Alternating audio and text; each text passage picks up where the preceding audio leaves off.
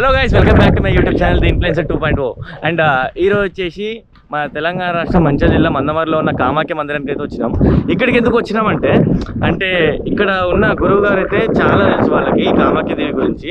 So అస్సాంలో ఈ నెల 21 నుంచి 5 రోజుల పాటు గుడిని అయితే మూస్తున్నారు. ఏది కామాఖ్య దేవి యోనిపీఠాన్ని మూసినాక అక్కడ జరిగే రహస్య పూజలు ఏంటి, అసలు ఎలాంటి పూజలు కామాఖ్య దేవికి ఎక్కుతాయి అన్నీ కూడా వీరిని క్లియర్గా తెలుసుకుందాం మనం పదండి.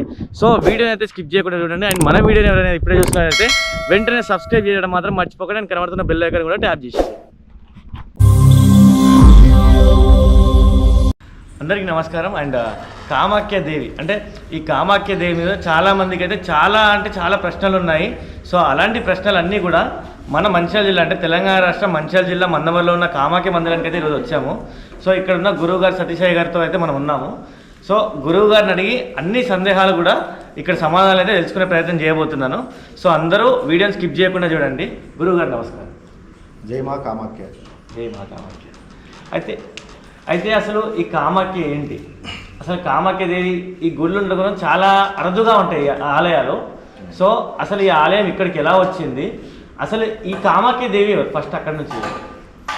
కామాఖ్య వరదే దేవి నీలపర్వతవాసిని త్వందేవి జగన్మాత యోనిముద్రేణ మౌస్తే. కామాఖ్య అంటే సృష్టికి మూల కారణ శక్తి అని, అమ్మవారి సతీదేవి యొక్క యోనిపీఠం పడినటువంటి స్థానం. ఈ సృష్టి అంతా కూడా యోని నుంచే సృజించబడింది. మన తల్లి యోని నుంచి పుడతాం. ఈ సృష్టి అంతా ఆ జగన్మాత యోని నుంచి పుట్టింది. కాబట్టి సృష్టికి మూల కేంద్రమే కామాఖ్య. అయితే ఈ కామాఖ్య మందిరం ఇప్పుడు అస్సాంలో ఉంది అని తెలుసు.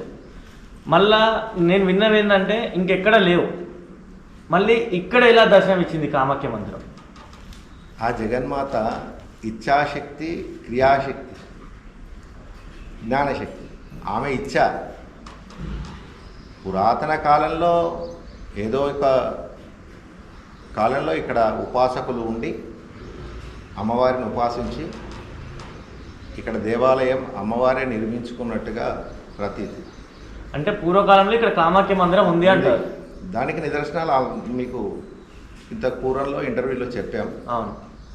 ఆ కామాఖ్య దేవాలయంలో ఉన్నటువంటి ముద్రలతో కూడినటువంటి దేవాలయ స్తంభాలు మనకి ఇక్కడ లభించడం జరిగింది. అమ్మవారు కూడా నాకు దర్శనమిచ్చి ఇక్కడ కామాఖ్య యోనిపీఠాన్ని నిర్మాణం చేయని చెప్పడం జరిగింది. కనుకనే ఇక్కడ కామాఖ్య దేవాలయాన్ని నిర్మించడం జరిగింది. సరే, ఇప్పుడు అస్సాం గువాహతిలో ఉన్నట్టుగానే ఇక్కడ యోనిపీఠం కూడా ఉంది, నేను చూశాను. అయితే అస్సాంలో ఇప్పుడు రానున్న 22వ తారీఖు నుండి 5 రోజుల పాటు గుడిని మూసివేస్తారు. అక్కడ ఎలాంటి పూజలు జరగబోతున్నాయి? వాస్తవంగా 64 కోటి యోగినీగణ సేవిత అమ్మవారు ఇప్పుడు రజోబిందు స్వరూపిణిగా ఉంటుంది. ఋతుక్రమంలో ఉంటుంది. స్త్రీకి ప్రతి నెల ఋతువు వస్తుంది. ప్రకృతిలో 6 ఋతువులు ఉంటాయి.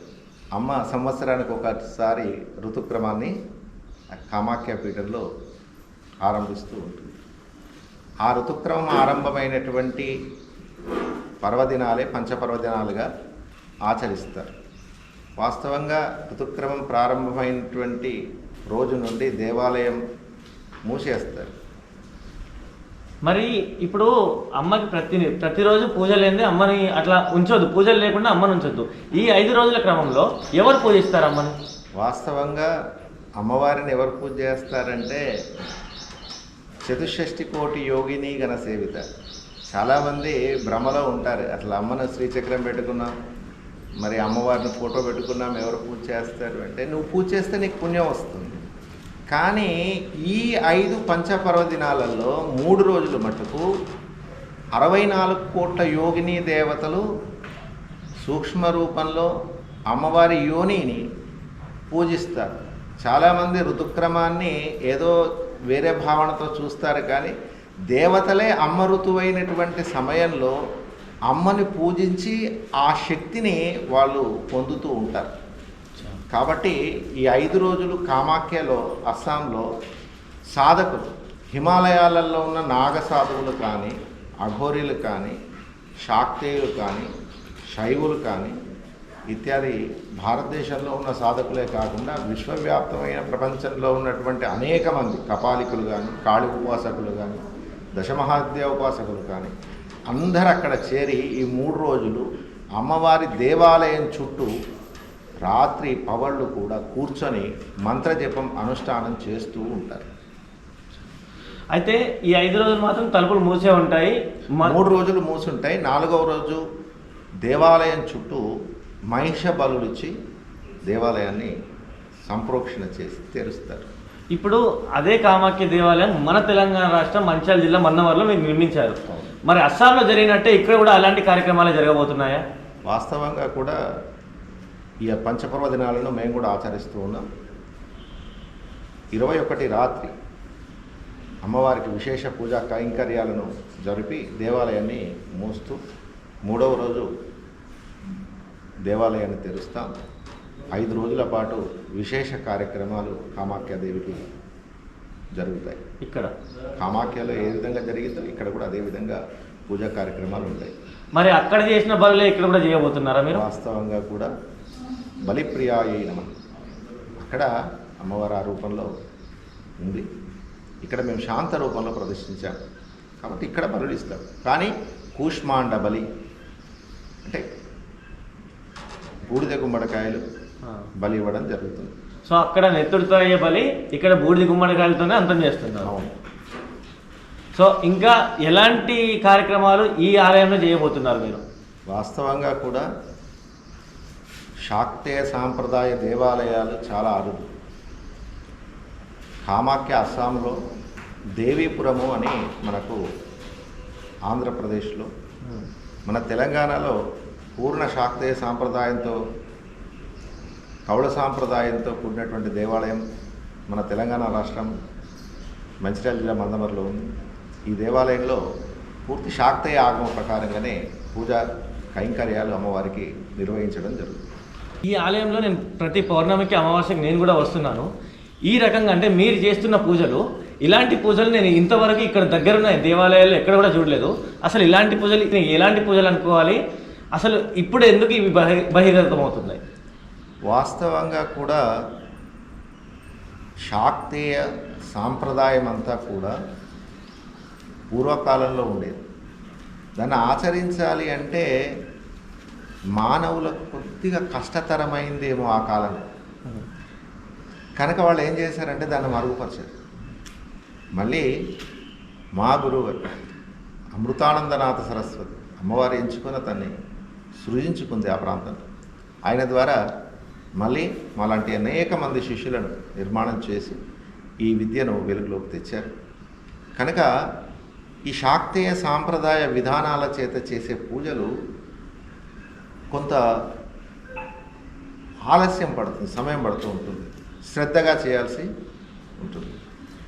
కాబట్టి ఇదంతా చేయడానికి కొద్దిగా ఇబ్బందిగా అనుకొని కొంతమంది చేయలేకపోయారేమో ఆ కాలంలో, అందుకే అది మరుగుపడింది.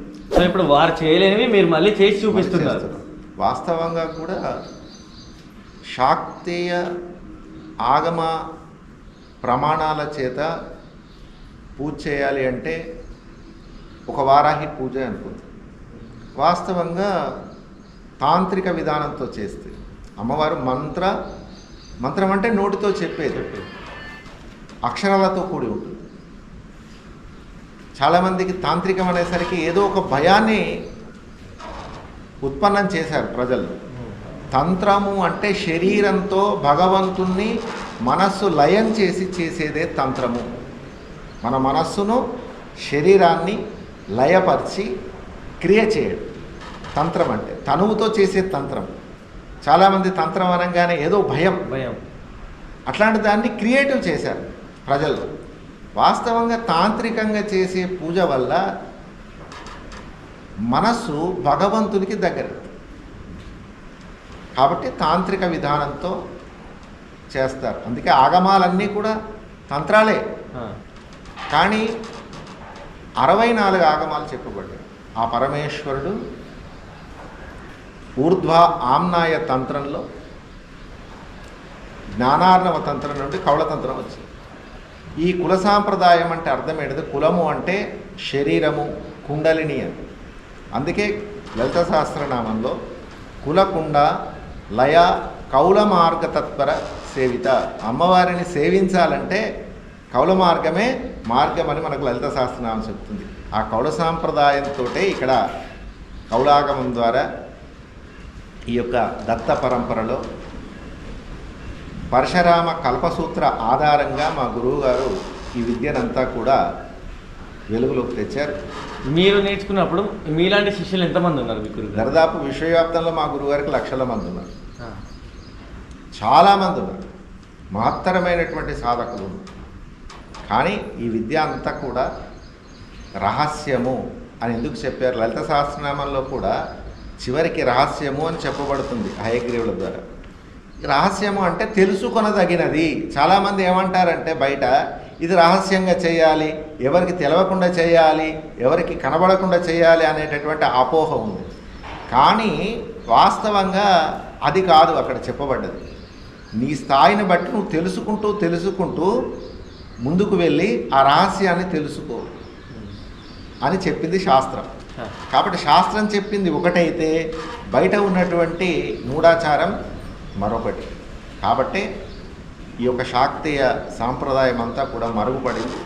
మళ్ళీ మన తెలంగాణ ప్రాంతంలో మందమర్లో ఈ యొక్క కులపీఠం మళ్ళీ ఈ యొక్క శాక్తీయ విద్యనంతా కూడా వెలుగులోకి తెస్తుంది. అయితే ఈ దేవాలయంలో ఎన్ని నవరాత్రులు నిర్వహించబోతున్నారు? వాస్తవంగా 5 నవరాత్రులు చేస్తాము. అమ్మవారికి 4 నవరాత్రులు ఉంటాయి. చైత్రమాసం మనకు ఉగాది ప్రారంభంలోనే లలితా నవరాత్రులు చేస్తాం. ఆషాఢ మాసంలో ఇప్పుడు వారాహి నవరాత్రి ఉత్సవాలు ఉంటాయి. మరియు మళ్ళీ దుర్గా నవరాత్రులు, శరన్నవరాత్రులు, తదనంతరం మాఘ నవరాత్రులు, రాత్రి శ్యామల నవరాత్రులు చేస్తారు. గణపతి నవరాత్రులు అందరికీ తెలిసిన విషయం. ఈ విధంగా మా 20 సంవత్సరాలుగా 5 నవరాత్రులు నిర్వహిస్తూ ఉన్నాం. సో ఇప్పుడు నూతనంగా నిర్మించుకున్న ఆలయంలో ఇప్పుడు నిర్వహించబోతున్నారు. ప్రప్రథమంగా వాస్తవంగా ఆషాఢ నవరాత్రులు, వారాహి నవరాత్రులు నిర్వహిస్తూ ప్రాతకాలం అభిషేకాలు, అర్చనా కార్యక్రమాలు ఉంటాయి.